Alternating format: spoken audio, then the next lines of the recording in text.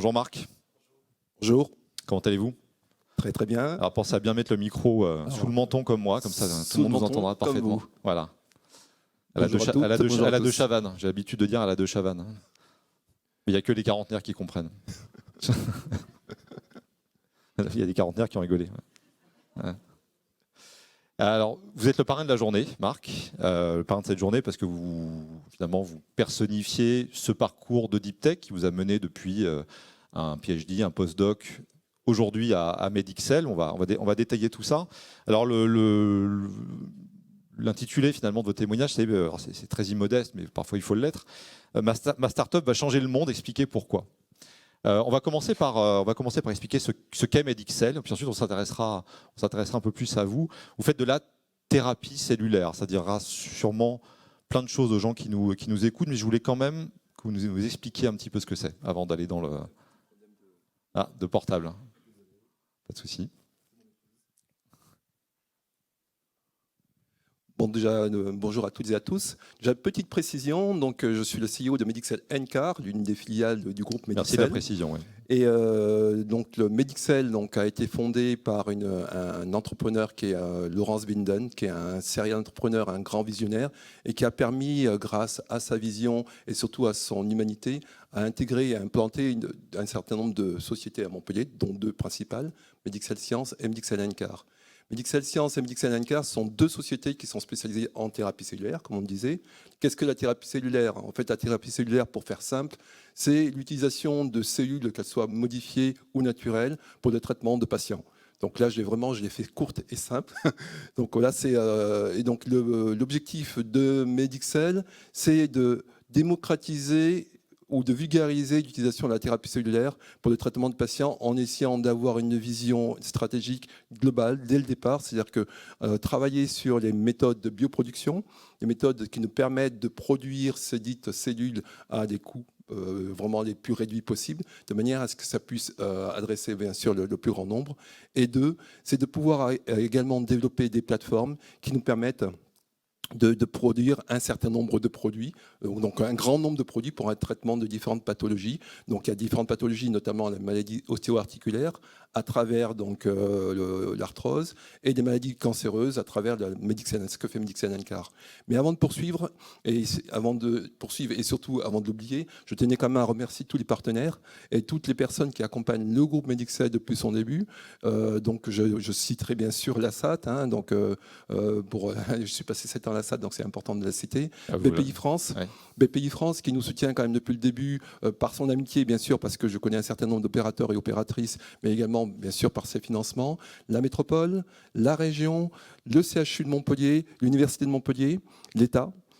Pourquoi l'État ? Parce que pour reprendre un petit peu le fil de l'histoire, et on parle également donc, de changer le monde. Moi, j'ai commencé mes études il y a d'un temps où les moins de 20 ans ne peuvent pas connaître. Donc, on parle de 40 ans tout à l'heure, de Chavannes. Donc, moi, j'ai commencé mes études en chimie au bâtiment 17 par là-bas. J'ai ensuite poursuivi donc, un master à administration et gestion d'entreprise par ici. Donc, et ensuite, et avant ça, j'avais fait une IUT, donc il y a eu un certain nombre de parcours avant de passer par l'industrie pharmaceutique, rejoindre la SAT et être ici devant vous aujourd'hui. Donc tous ces acteurs sont à remercier, et tous ces acteurs, c'est également, outre les instituts ou les institutions, c'est également des hommes et des femmes. Il y en a un certain nombre devant nous, donc l'ADIPA, à travers TAN, à travers Gaëtan, je ne vais pas tous les citer. En tout cas, tous ces gens qui sont là au quotidien pour accompagner les entrepreneurs et les entrepreneuses. Alors, ce qui est intéressant dans votre parcours, et vous allez expliquer après Medixel et Medixel NCAR, donc effectivement vous êtes le CEO, merci de l'avoir précisé au début, c'est que vous aviez toujours en tête, peut-être, au moment d'arriver à la SAT, à laquelle vous avez travaillé. La SAT, on va vous l'expliquer après, SATT, Société d'Accélération et Transfert de Technologie, c'est en gros les gens que vous rencontrerez si vous avez une idée de valorisation, de deep tech, de boîte, ça, eux et le BIC. Mais qu'est-ce qui a fait que vous vous êtes dit à un moment donné, c'est cette société que j'ai envie d'accompagner, c'est cette société que j'ai envie de rejoindre, donc Medixel à l'époque? Alors donc effectivement donc l'ASAT, donc la société d'accélératrice de transfert de technologies, donc XLR, qui est basée donc ici donc sur Montpellier. Il y a le président qui est par là-bas, un certain nombre d'autres acteurs qui sont aussi également dans la salle. Donc moi j'y suis resté 7 ans, je suis entré en 2013 et sorti en 2019. Mais la rencontre avec Medixel, c'est justement dans le cadre des missions de l'ASAT qui sont d'accompagner donc des sociétés donc dans le cadre de transfert. Donc un jour, donc on a eu un appel de Gaëtan, donc de la DIPA, pour me dire il y a une société qui souhaiterait s'implanter, s'intégrer à Montpellier. Qu'est-ce que vous pouvez faire vous, au niveau de la SAT pour pouvoir favoriser ce transfert? Donc il y a eu donc une première rencontre et un certain nombre de rencontres. Et avant tout, ce sont en fait finalement une rencontre entre un serial entrepreneur qui est Laurence Binden, qui est la personne dont j'ai cité, qui a créé les sociétés Medixel, et la SAT et moi en particulier, qui a fait que finalement donc, il y a eu, bien sûr, outre les aspects des transferts de technologies, ces signatures de licences, valorisation du projet et valorisation d'une innovation issue de l'IRMB qui a été transférée au sein de la société Medixel. J'ai été en partie impliqué donc, dans ce transfert de technologie et de fil en aiguille, de rencontre en rencontre, de discussion en discussion et surtout de vin rouge en vin rouge. Donc j'ai fini par bien apprécier donc, le CEO de Medixel SA. Donc, et un jour, quand il a fallu sauter le pas, je me suis dit cette société, elle est tout juste magique. Et je ne sais pas si on va sauver le monde, mais en tout cas, on y contribue. On essaye à notre niveau, surtout d'aider déjà les équipes avec lesquelles on travaille, nos collaborateurs et nos collaboratrices, à vivre dans une ambiance épanouie.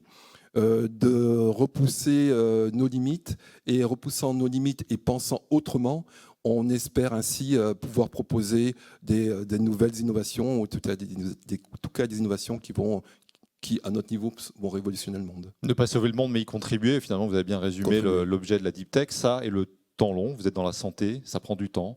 On va chez le patient, il faut être sûr de soi. Et parfois, il faut être patient. Alors, il faut être patient et puis il faut surtout avoir une sorte de résilience vis-à-vis des échecs. Parce qu'il y a quand même, dans notre métier, il y a quand même plus d'incertitudes, d'échecs que de résultats. Mais c'est vraiment, comme on le dit à chaque fois, c'est ces échecs qui forgent, un, le caractère, et deux, qui permettent d'aller plus loin.